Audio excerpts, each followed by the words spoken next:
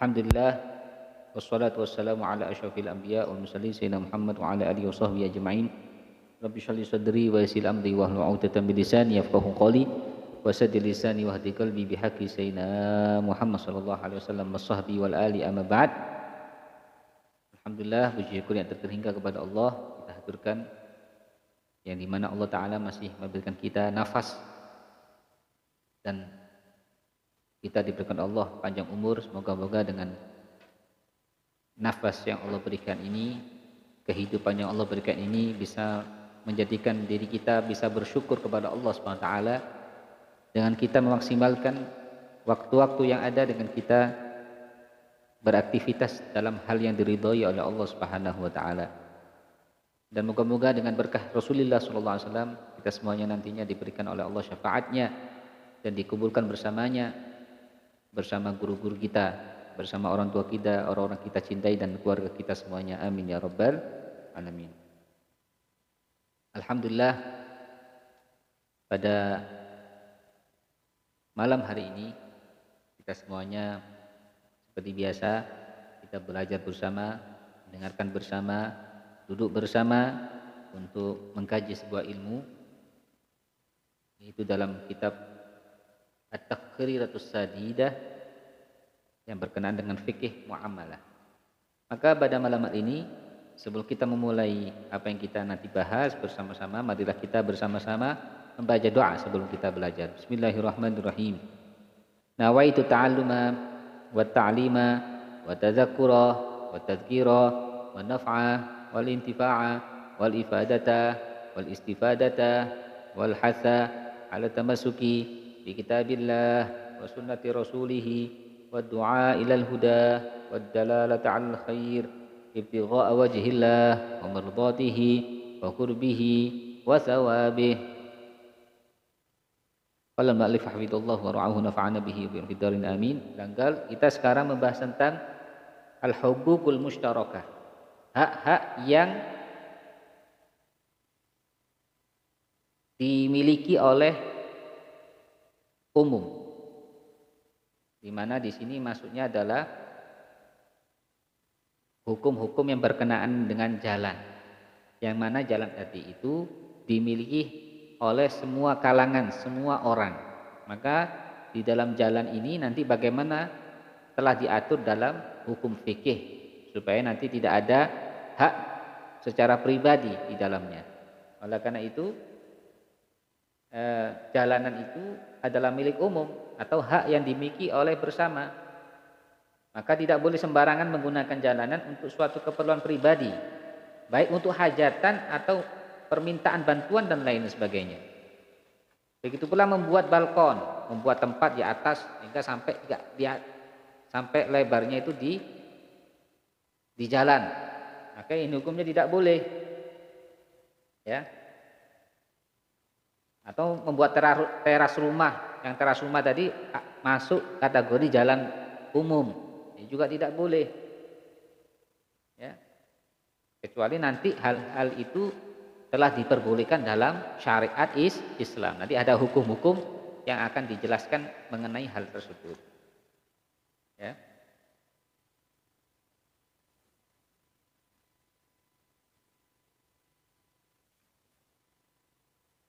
Beda dengan jalan-jalan yang dimiliki oleh pribadi seperti jalan buntu atau jalan tadi itu memang berada di atas tanah saya, tanah pribadi. Maka lain hukum. Maka menggunakan itu sesuai dengan hajatnya, keperluannya itu diperbolehkan, ya. Seperti membangun sesuatu di atasnya atau membuat apapun di atas jalan itu, yang jalan tadi itu memang milik pribadi, kan ada milik pribadi telah dibeli, cuma dia hibahkan atau dia bolehkan orang lain untuk menikmatinya. Maka hukumnya di sini dia diperbolehkan untuk membangun apapun di atas. Ya.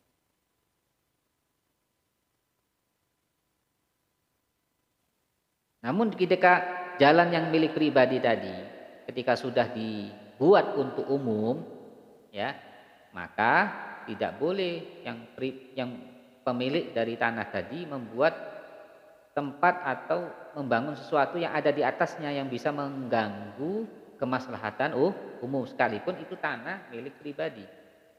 Kalau membangun ya, tapi kalau sifatnya hanya sementara seperti kita memakai jalan itu untuk hajatan, ya, maka hukumnya nggak masalah. Tapi kalau seperti membangun yang sifatnya permanen, maka ini kalau tanpa izin dari orang-orang sekitar yang menggunakan jalan itu, hukumnya dikatakan tidak boleh. Maka nanti bisa boleh, nanti harus menggunakan akad sulhun, perdamaian, meminta izin.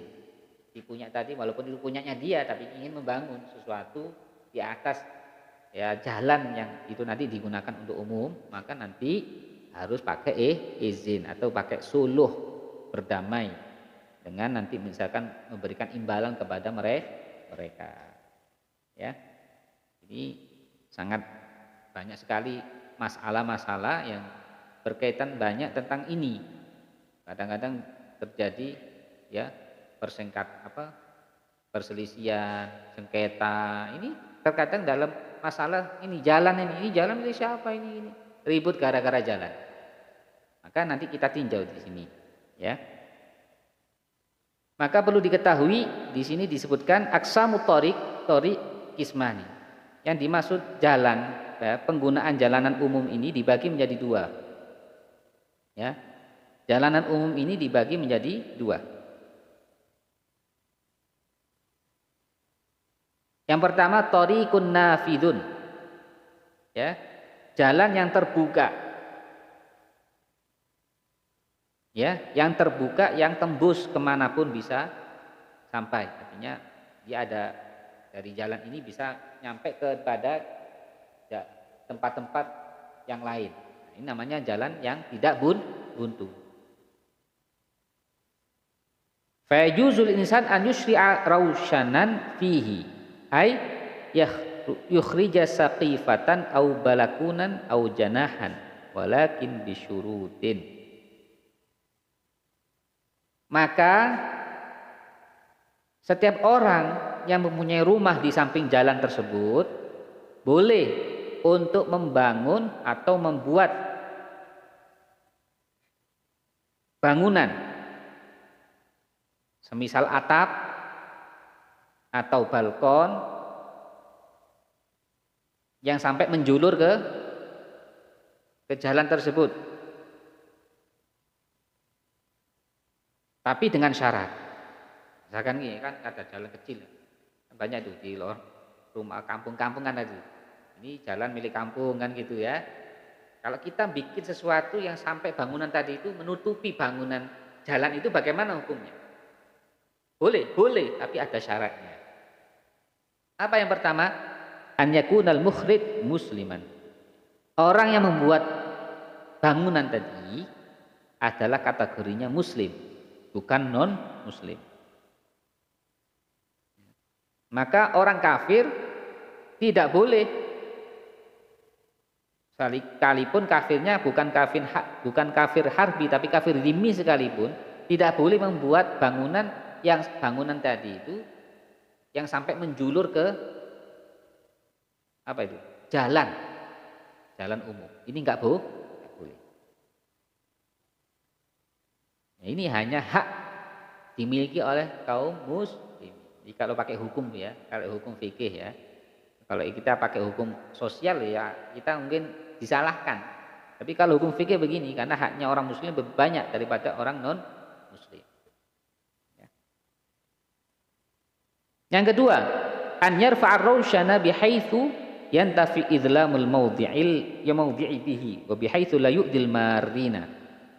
Syarat yang kedua, di samping yang membuat bangunan seperti balkon atau atap atau semisal ya sesuatu yang menjulur ke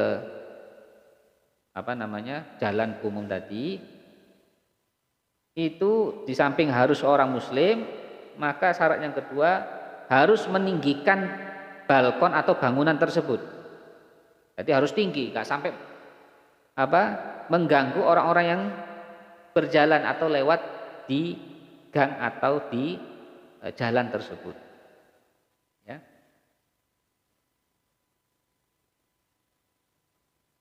Maka di sini tinggi bangunan tadi ya harus disesuaikan dengan para pejalan di tempat itu. Kira-kira orang-orang yang lewat di sini itu paling tinggi berapa ukurannya? 2 meter, nggak mungkin ada orang lebih dari 2 meter, ya sudah harus tingginya, ya tingginya teras atau balkon atau bangunan yang menutupi jalan tersebut harus tingginya minimal 2 meter supaya orang ke sana tidak sampai ke tidak mengganggu, ya.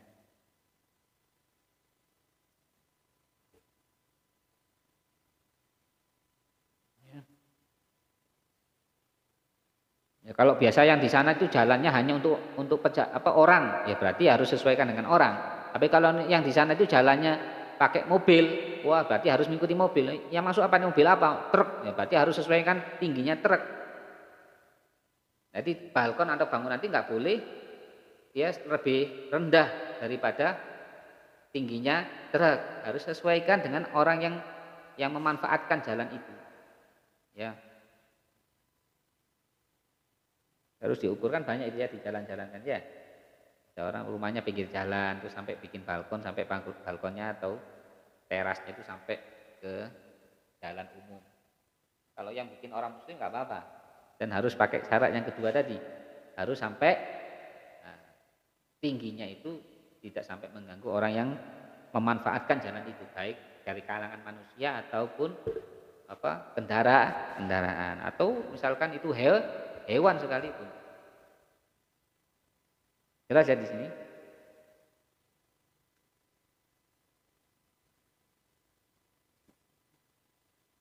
Macam yang kedua dari jalan umum adalah thoriq ghairu nafid, jalan yang buntu.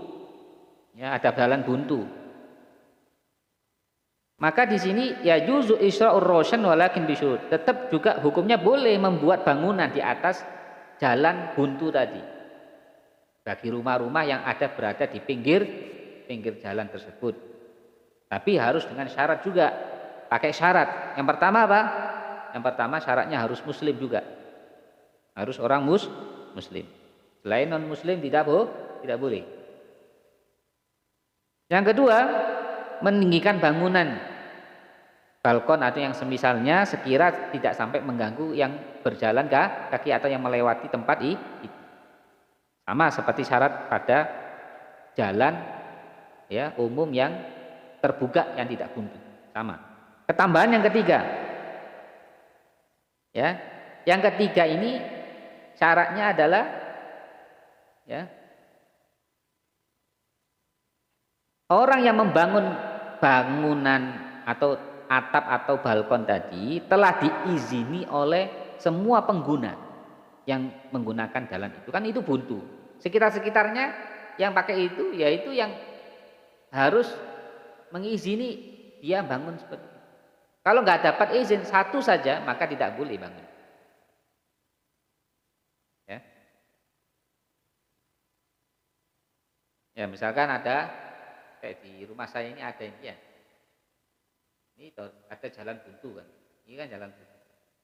Ketika saya bikin atap seperti tadi, atas itu rumah balkon atau tetap kayak ada yang sampai ke jalan, maka saya harus dapat izin dari darbus syuraka, yaitu tetangga ini.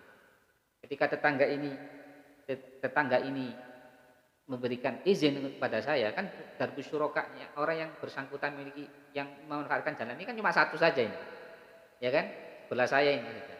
Otomatis ketika ini mengizinkan saya membuat atap seperti tadi, hukumnya saya boleh. Padahal ini jalan milik saya punya gang ini kan jalan buntu ini milik saya, tapi tetap saya harus izin karena ini jalan untuk umum. Paham ya? Misalkan jalan buntunya itu di tengah, jadi letter U misalkan ya, rumah-rumah itu letter U semuanya, maka yang letter U tadi yang berhadapan dengan gang jalan buntu tadi itu yang harus dimintai izin. Jelas ya kalau ingin bangun. Bagi di rumah-rumah yang di Pebalen, yang anak-anak Malang di sini kan banyak itu ya. Itu kan ada sampai bikin apa itu? Minimal kalau satu surat saya kalau kesulitan kalau satu-satu saya datangi, ya minimal harus tahu RT RW. Paham ya? Kesulitan ya. Nanti kalau ada apa-apa ya bilang RT. Ya. Kan itu tugasnya kalau sekarang kan sudah terstruktur ya. RT kan mewakili tetangga. Ya, boleh seperti itu.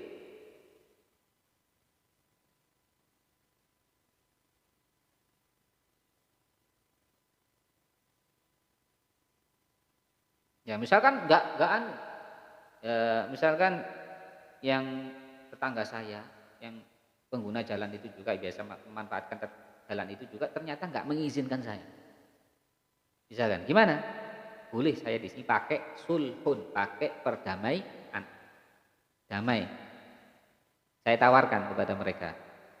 Saya ini mau bangun, kenapa sih nggak diizinkan? Sudah gini aja wis, saya tawarkan, saya kasih kamu uang, supaya saya bisa bangun balkon atau teras atau apapun yang gimana? Mau enggak? Berapa? Sudah, tak kasih 10 juta.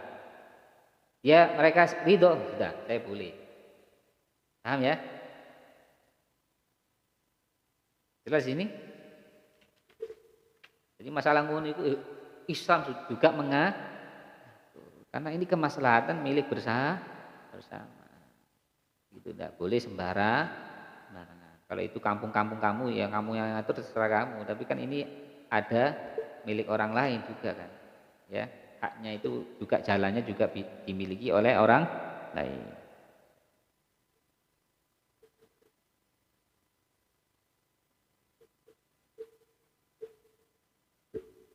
Ya, yang dimasuk yang orang-orang yang dimintakan izin tadi adalah orang-orang yang melewati yang bakalan nanti melewati bangunan itu.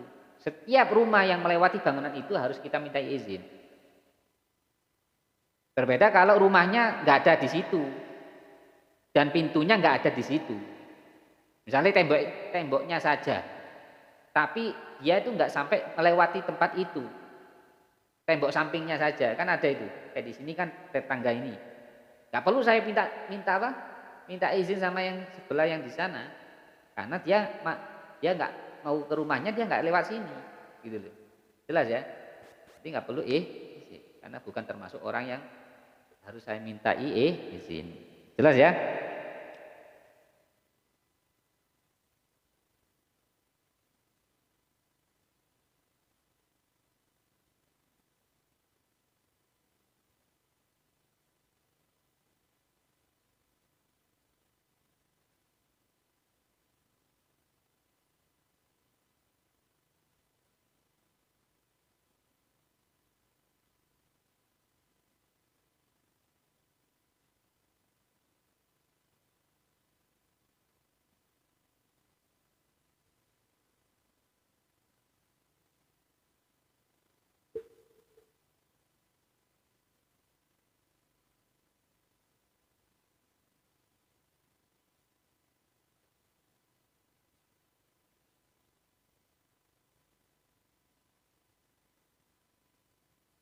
Hukum merubah atau membuat pintu baru.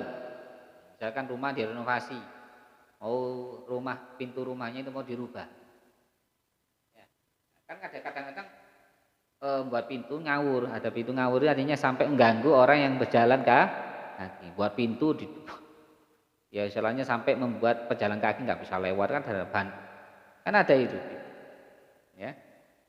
Maka di sini ada perincian harus dipahami dalam merubah atau membuat pintu baru dalam rumahnya harus juga mengikuti alur jalannya, ya kan? Kalau nggak begitu kan kasihan.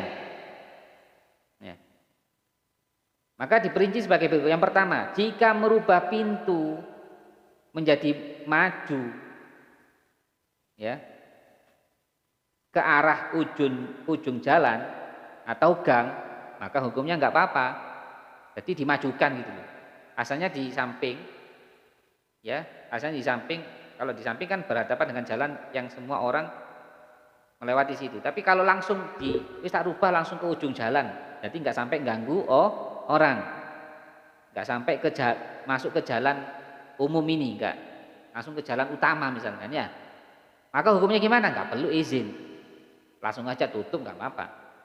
langsung buat yang baru di depan yang berada di ujung jalan, hukumnya boleh, nggak usah pakai izin yang sebelah. Jelas ya? Jelas ya?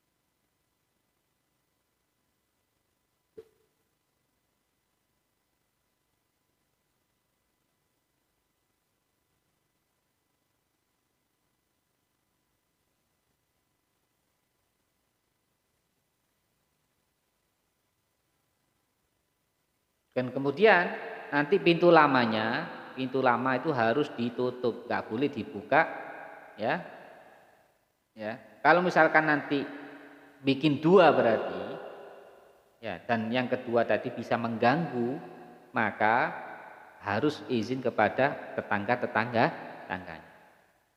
Tapi kalau nggak sampai mengganggu, hukumnya tidak apa-apa, ya.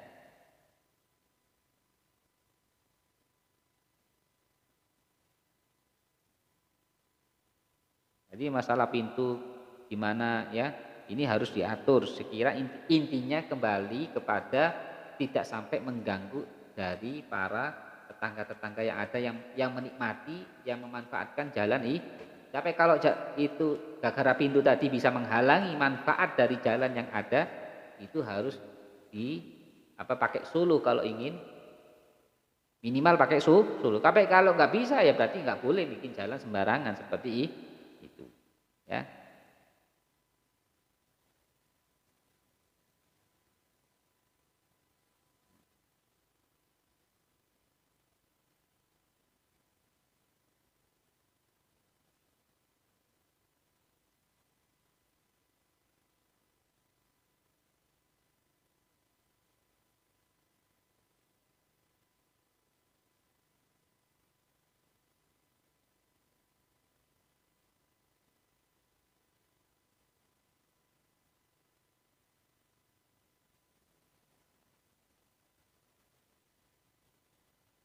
Kan sampai ada pernah itu, ya, ada orang yang nggak punya akses jalan gara-gara ditutup.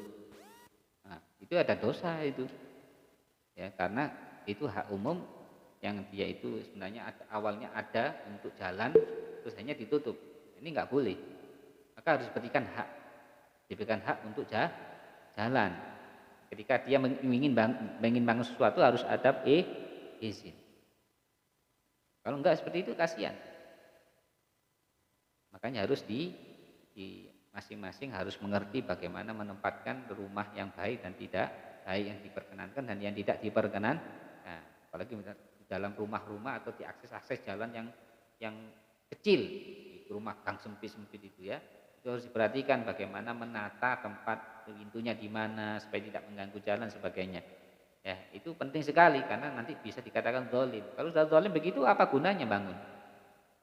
Nanti akhirnya ada hak orang lain di situ yang kita kena dosa. Setiap kita ibadah di sana kita nggak ada pahala, akan bertambah dosa. Ini harus difaham. Insya Allah untuk yang akan datang kita akan bahas bagaimana hukum menggunakan jalan umum untuk kepentingan pribadi. Bikin hajatan atau gimana misalkan ya.